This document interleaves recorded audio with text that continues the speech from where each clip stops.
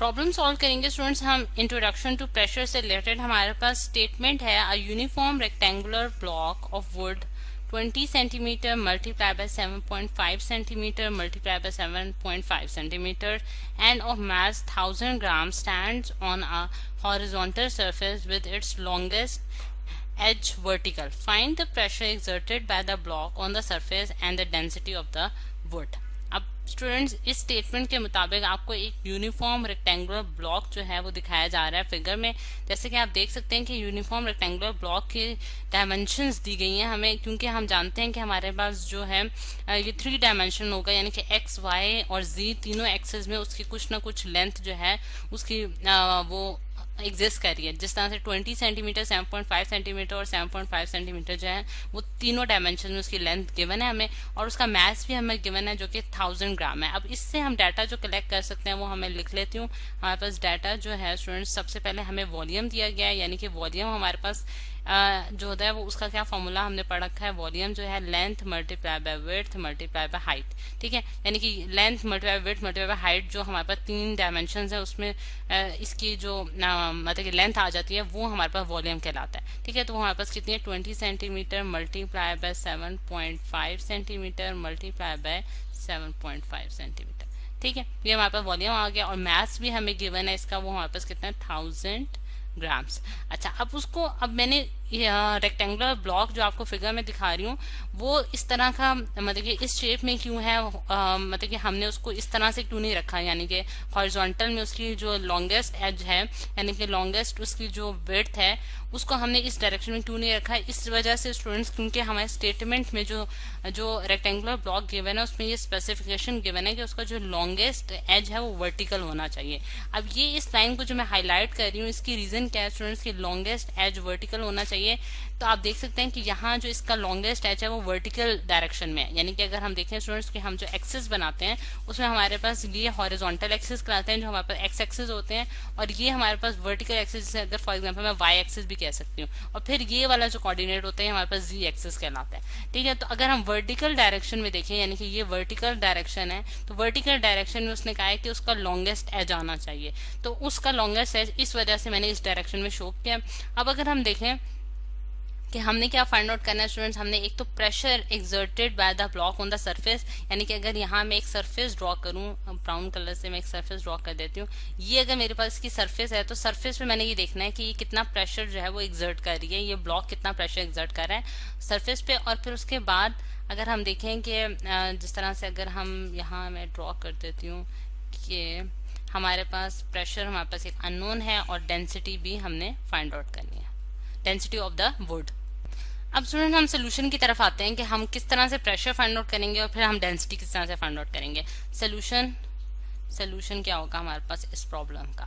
अब सबसे पहले अगर हम देखें स्टूडेंट्स कि प्रेशर जो है, प्रेशर हमारे पास क्या होता है, हमारे पास एक रेट है जो कि फोर्स पर यूनिट एरिया क्या है, यानी कि फोर्स और कितने एरिया पे वो फोर्स एक्सर्ट हुई है, इनकी जो रेशियो है ये हमारे पास प्रेशर बताती है।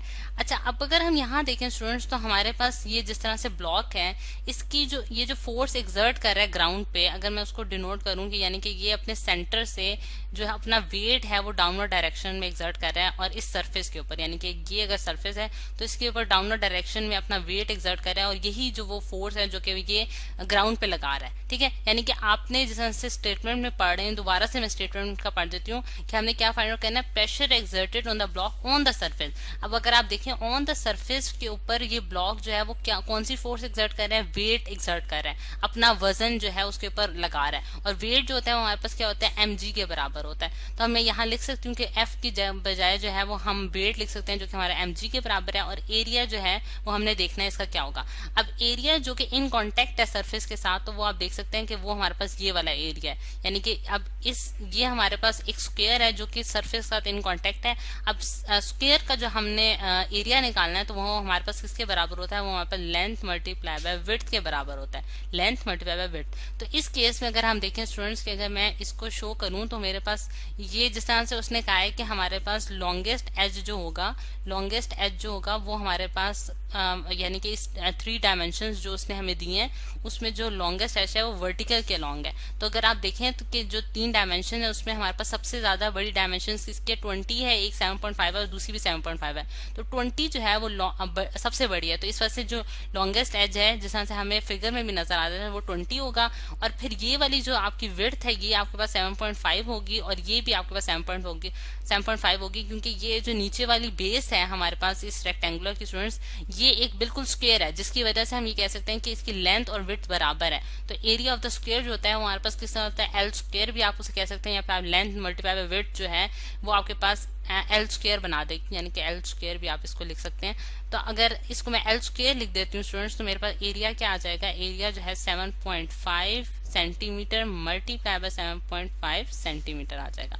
ठीक है, तो ये हमारे पास कितना आता है 7.5 मल्टीप्लाई बाय 7.5 हम करते हैं तो हमारे पास क्या आंसर आता है स्टूडेंट्स। इसकी जो है इसका हम कैलकुलेटर की मदद से कैलकुलेटर यूज कर लेते हैं। 7.5 स्क्वायर तो हमारे पास कितना है 56.25। ठीक है, 56.25 सेंटीमीटर स्क्वायर। अच्छा, अब क्योंकि स्टूडेंट्स हमारे पास सेंटीमीटर जो है वो हमारे पास ऐसा यूनिट नहीं है लेंथ का, ठीक है, तो हमने उसे कन्वर्ट करना होगा मीटर्स में। अब हम जानते हैं स्टूडेंट्स कि हमारे पास 1 मीटर जो है वो हमारे पास 100 सेंटीमीटर्स के बराबर होता है। ठीक है, तो अगर मैं इसकी अब क्योंकि मैंने यहाँ सेंटीमीटर स्क्वायर में उसको कन्वर्ट करना है तो 1 मीटर स्क्वायर मैं दोनों साइड पे स्क्वायर ले लेती हूँ तो मेरे पास 100 का स्क्वायर जो है वो सेंटीमीटर का स्क्वायर बन जाएगा। अब यहाँ मैं इसको 56.25 सेंटीमीटर स्क्वायर को मैंने कन्वर्ट करना है मीटर स्क्वायर में, तो मैं क्या करूंगी डिवाइड करूंगी 100 के स्क्वायर के साथ। ठीक है, 100 के स्क्वायर के साथ स्टूडेंट हम इसको डिवाइड करेंगे तो हमारे पास क्या आंसर आ रहा है इसका, आप कैलकुलेटर का यूज कर सकते हैं। तो हमारे पास आंसर आ रहा है 0.00565 मीटर स्क्वायर। ठीक है, ये हमारे पास स्टूडेंट्स एरिया निकल आया। तो अब हमारे पास जो जितनी भी अननोन क्वांटिटीज थी वो हमने कैलकुलेट कर ली है, तो हम फोर्स के mg कर देंगे। अब एक और चीज जो एक और कन्वर्जन हमने करनी है स्टूडेंट्स वो ये है कि हमारे पास जो है मास जो हमें गिवन है स्टूडेंट्स वो हमारे पास 1000 ग्राम्स है। ठीक है, और ग्राम अगेन हमारे पास ऐसा यूनिट नहीं है, उसका मास का ऐसा यूनिट नहीं है, तो हमें इसे कन्वर्ट करना पड़ेगा केजी में। और हम जानते हैं कि 1 kg जो है वो हमारे पास 1000 ग्राम्स के ही बराबर होता है। तो इसका मतलब क्या होगा कि हमारे पास मास कितना आ गया 1 kg आ गया स्टूडेंट्स। ठीक है, 1 kg उसको मल्टीप्लाई करेंगे जी की वैल्यू के साथ जो कि हमारे पास क्या होती है 10 मीटर्स पर सेकंड स्क्वायर, और फिर इसको डिवाइड करेंगे एरिया के साथ जो कि हमारे पास ये है 0.00565 मीटर स्क्वायर, क्योंकि हमारे पास एरिया की बात कर रहे हैं हम। तो हमारे पास कितना प्रेशर आ रहा है स्टूडेंट्स इसकी सारी कैलकुलेशंस के बाद जो हमारे पास इसका आंसर आ रहा है स्टूडेंट्स, इसको आप सॉल्व करेंगे यानी कि आपके पास 10 आ जाएगा। 10 डिवाइडेड बाय 0.0056225। ठीक है, तो आपका प्रेशर आता है स्टूडेंट्स 1778 न्यूटन पर मीटर स्क्वायर, यानी कि केजी मीटर पर सेकंड स्क्वायर स्टूडेंट हमारे पास न्यूटन बना देता है, और यहाँ हमारे पास मीटर स्क्वायर है तो हमारे पास इसका यूनिट क्या बन गया न्यूटन पर मीटर स्क्वायर, जो कि हमारे पास प्रेशर का यूनिट है। अच्छा, अब इसको आप पास्कल्स में भी लिख सकते हैं क्योंकि हमारे पास newton upon metre square pascals के बराबर होता है। अब सेकंड जो हमारे पास इसमें हमने फाइंड आउट करना था स्टूडेंट्स वो हमारे पास था कि डेंसिटी। अब डेंसिटी की तरफ आते हैं। डेंसिटी स्टूडेंट्स हमारा होता है मास पर यूनिट वॉल्यूम। मास तो हमें गिवन है क्योंकि वो हमारे पास कितना है 1000 ग्राम्स है, जो कि हमारे पास 1 kg के बराबर है स्टूडेंट्स।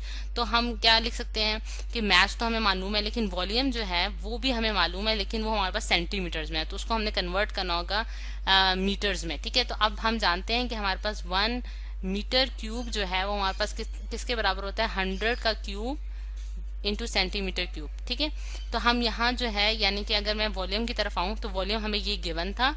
ठीक है, और इस 20 मल्टीप्लाई बाय 7.5 मल्टीप्लाई बाय 7.5 करूँ मैं तो हमारे पास कितना आंसर आता है स्टूडेंट्स। मैं यहाँ इसकी कैलकुलेशंस करने जा रही हूँ। मेरे पास आंसर आ रहा है 1125 सेंटीमीटर क्यूब। ठीक है, मैंने सिंपली उनको मल्टीप्लाई किया, 20 मल्टीप्लाई 7.5 मल्टीप्लाई बाय 7.5। अब इसको कन्वर्ट करना है मैंने मीटर क्यूब्स में, तो मैं इसको डिवाइड करूंगी 100 के क्यूब के साथ, तो मेरे पास आंसर आएगा 0.001125 मीटर्स क्यूब। तो स्टूडेंट्स वॉल्यूम भी हमने निकाल लिया। अब इसमें हम जस्ट स्टूडेंट्स पुट कर देंगे वैल्यूज, यानी कि मास जो है हमारे पास 1 kg है और डिवाइडेड बाय आपने वॉल्यूम करना है जो कि 0.001125 मीटर क्यूब है। तो हमारे पास क्या आंसर आ रहा है स्टूडेंट्स इसका 888888 kg पर मीटर क्यूब। और ये है स्टूडेंट्स हमारे पास density of the rectangular block.